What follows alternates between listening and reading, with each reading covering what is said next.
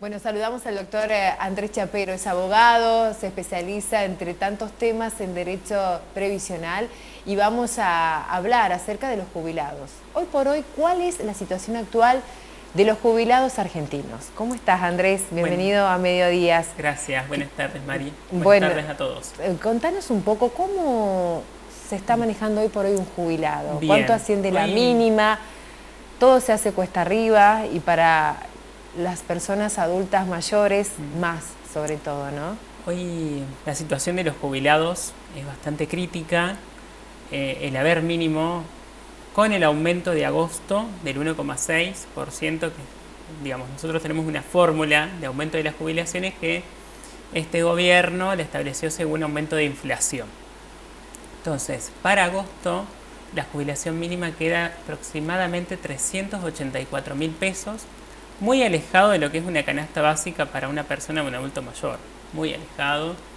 Los jubilados es un sector que viene perdiendo desde hace mucho tiempo.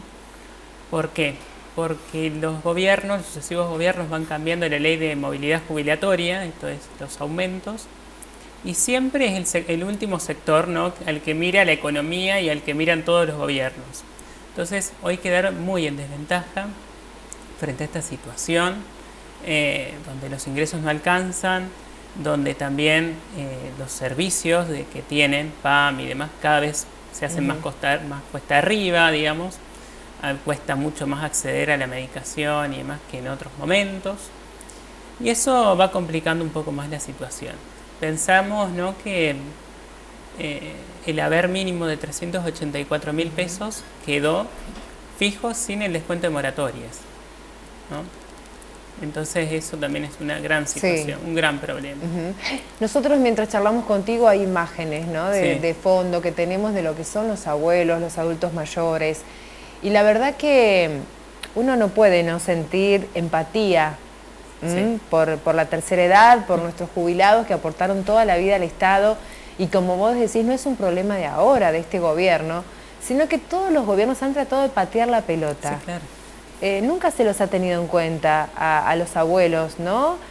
Donde en otros países, en Oriente, los abuelos son sabios, y además de la sabiduría que tiene por ser adulto mayor y haber vivido tantas experiencias. No hablamos de los estudios ni de las profesiones, hablamos en general de la sabiduría que te dan los años, ¿no? Sí. Y la experiencia de poder llegar a viejo. Porque hay que llegar a esa edad, ¿no? Y sobre todo teniendo en cuenta las perspectivas que hoy por hoy en nuestro país de longevidad, que tanto la parte científica y médica dicen que cada vez los seres humanos vamos a vivir más años, ¿qué nos tendríamos que preparar nosotros para nuestra futura jubilación? Exacto. ¿Cómo nos preparamos los argentinos para eso? Eso exige, digamos, desde muchas cosas, ¿no?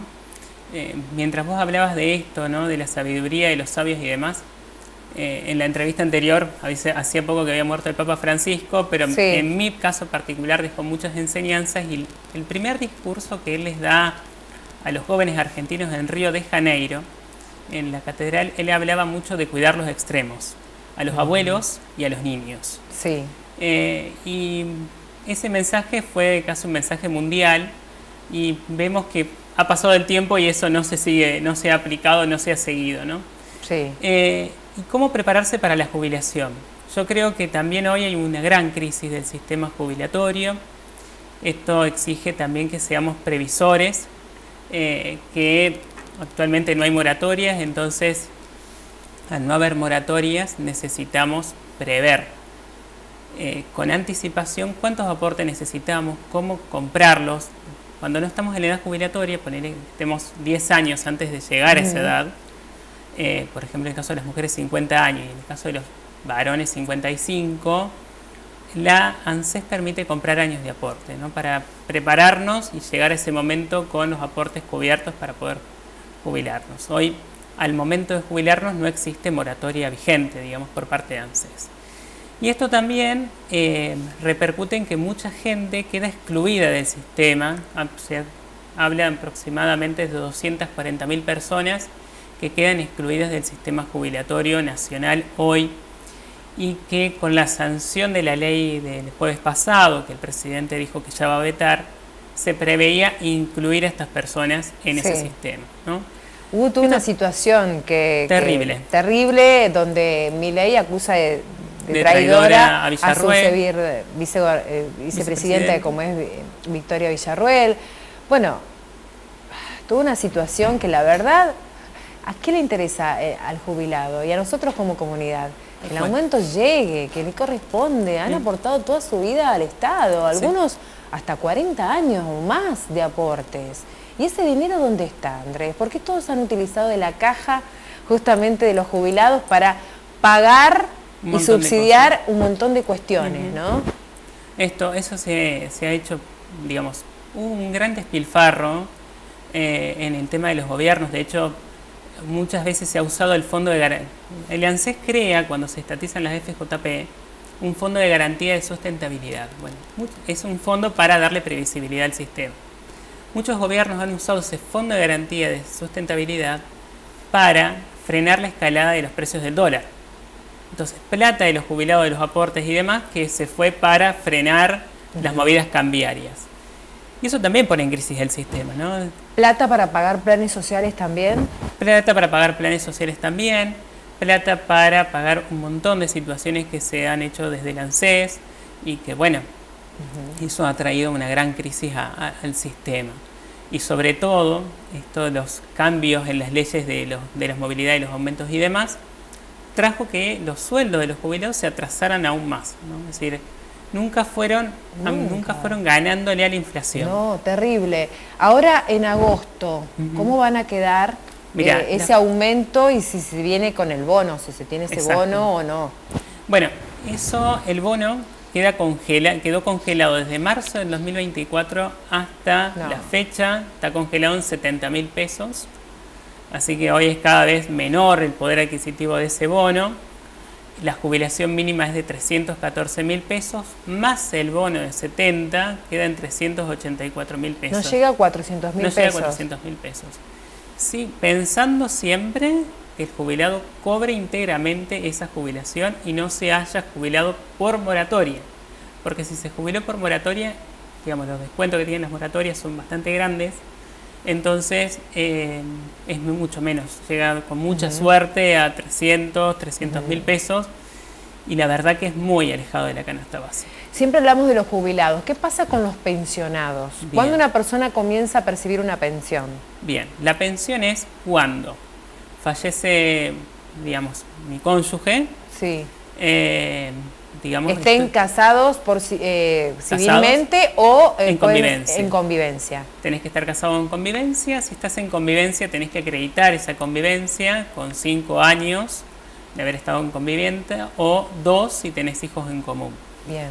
Es importante, y esto es una muy buena, me diste pie para esto, que los cónyuges y los convivientes puedan tener el mismo domicilio en el DNI. ¿Por qué? Porque muchas veces ANSES ha denegado beneficios de pensión porque estaban casados, convivían, o sea, se acreditaban, pero no tenían el mismo domicilio. Entonces hubo que presentar un recurso de amparo para que la pensionada o el pensionado puedan cobrar esta pensión. Y se determina el mismo monto, digamos, cuando se trata de jubilaciones mínimas, queda la mínima, y si no, es un porcentaje de la jubilación que venía cobrando el activo, ¿sí? A veces un 80%, a veces no es un 80, el 100%. A veces un 70%. Nunca es el 100%. No, nunca. La pensión se reduce. ¿Por qué se tarda tanto cuando uno ya cumplió la edad para jubilarse? En caso de relación de dependencia, ya tenés todos los aportes hechos, digamos, tu empleador presenta todos los papeles legalmente y se tarda, pero muchísimo para poder llegar a percibir el primer haber. En algunos casos hasta casi un parto, 9 meses, ¿no? Sí, se tarda un montón.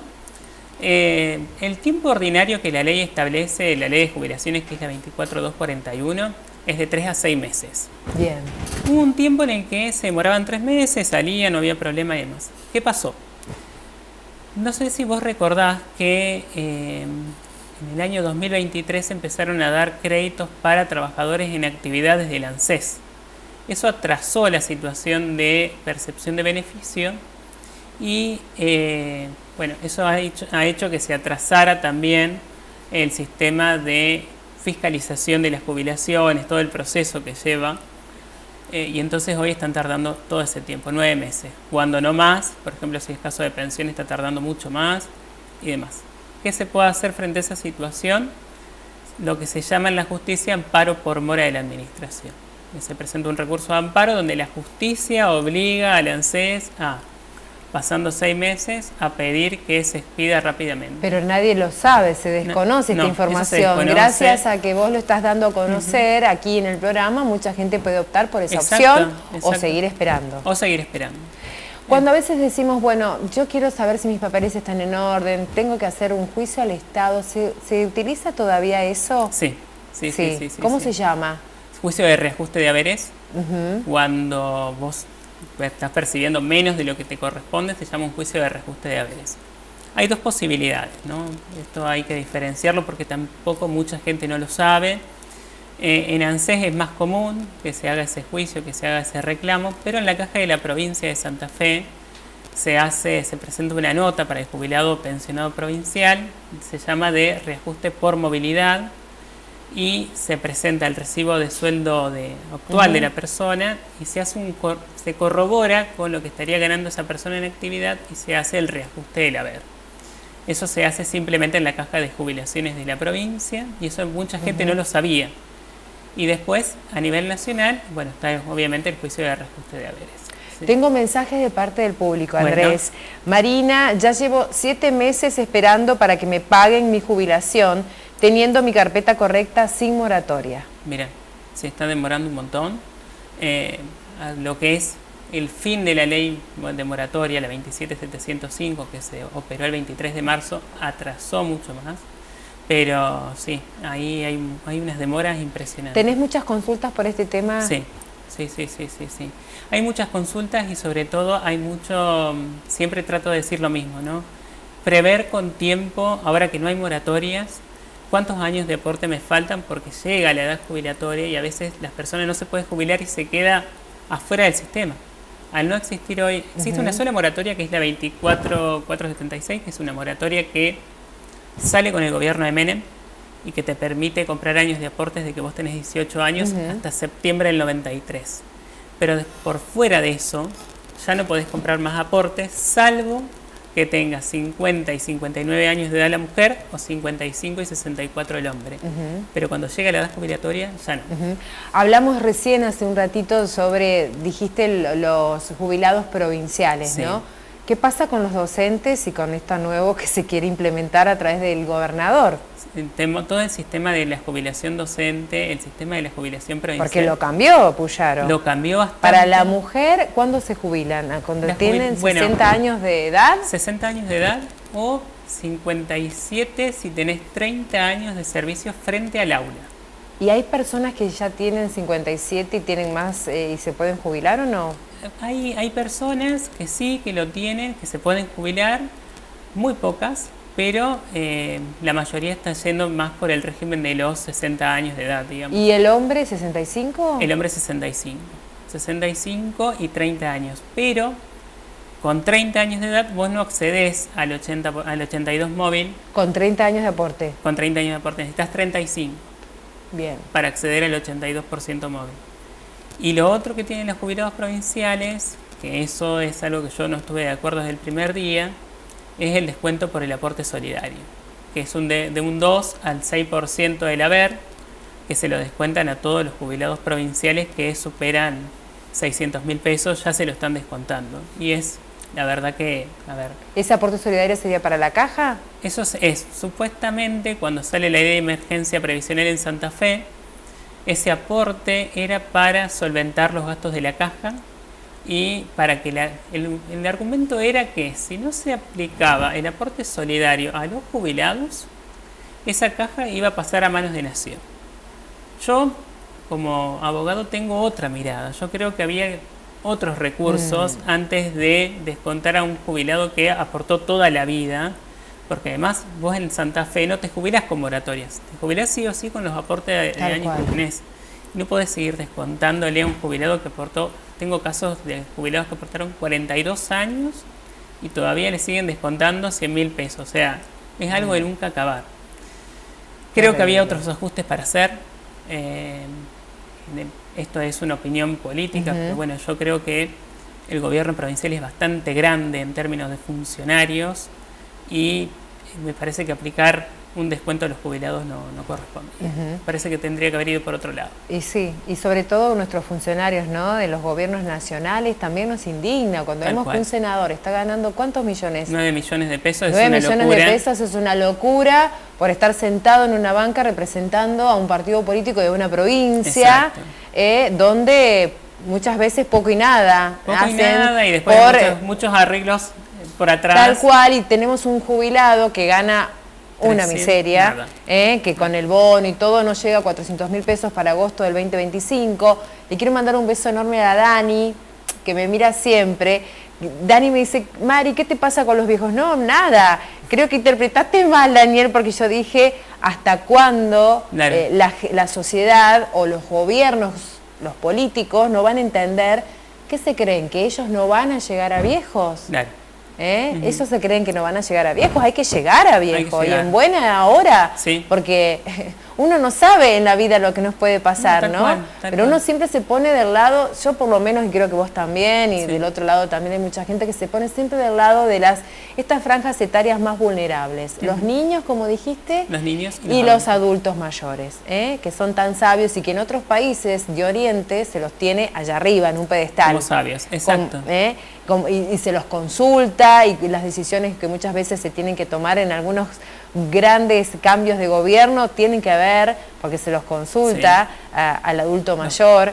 Pero bueno, acá hay toda otra cuestión que parecería que los abuelos no importan, ¿no? No, y eso no solamente digo desde los gobiernos, sino el otro día casualmente he acompañado a personas a hacer trámites, por ejemplo, en los bancos, no aquí, en otras localidades, y todo es, bueno, mande un mail a tal lugar, y a veces la gente grande no tiene esa posibilidad de acceder a un email. O manejar un celular, redes sociales, o sea, ¿por qué no se le, ¿por qué no se le facilita cuestiones burocráticas más sencillas a los abuelos en vez de...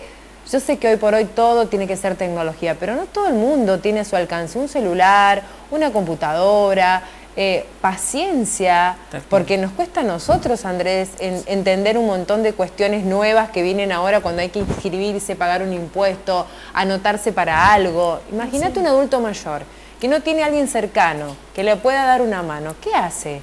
¿El Estado no debería brindar herramientas para ellos? El Estado debería brindar herramientas, al menos una capacitación o al menos algo. O poner una oficina para cuando haya alguna inscripción especial, que vaya el abuelo y que le puedan dar una mano. Hay tanta gente quizás que necesita trabajar y que puede ser una buena opción darle una herramienta, ¿no? De poner una oficina, un gazebo. Digo, en nuestra ciudad, en la zona, no sé. Y después también lo que sucede es que al no tener el acceso... Esto que vos decís, ¿no? El consumidor o el usuario o el jubilado hipervulnerable, que ya es vulnerable de por sí, pero por el tema de la brecha cultural la ley lo considera como hipervulnerable, son más propensos a estafas virtuales, mucho más propensos. ¿Por qué? Porque a veces ven descuentos, no saben de qué son y se lo siguen haciendo, se lo siguen descontando, no pueden recuperar el dinero que perdieron, eso también es un tema, y va generando ciertas cuestiones que por ahí hace que el jubilado se sienta desplazado. De hecho, por ejemplo, nosotros tenemos en Sunchales algunas ordenanzas interesantes respecto, por ejemplo, a atención prioritaria a jubilados, cuestiones de las tasas de los jubilados y demás, que por ahí no se difunden y que están buenas esas herramientas, esas ordenanzas, y que fueron creadas en su momento hace muchos años, pero que el gobierno local, no por criticar, pero digo, tampoco lo ponen en conocimiento de la gente, de la población en general, la atención prioritaria en bancos, la atención prioritaria en oficinas públicas, y demás para los jubilados. Debería haber cartelería. Debería haber cartelería, Como hay información. Información también prioridad para las mujeres embarazadas. Exacto. Y también para los abuelos, ¿no? Y para las personas con discapacidad. Tal cual. Exacto. Bueno, Andrés, súper interesante. Me Gracias. quedaría horas charlando contigo. Tengo mensajes del público, pero Bien. en otra oportunidad seguramente te voy a llamar para que seas nuestra fuente de consulta. ¿Te Bueno, parece? gracias. Buen día, Marina. Felicitaciones, Andrés. Muy Gracias.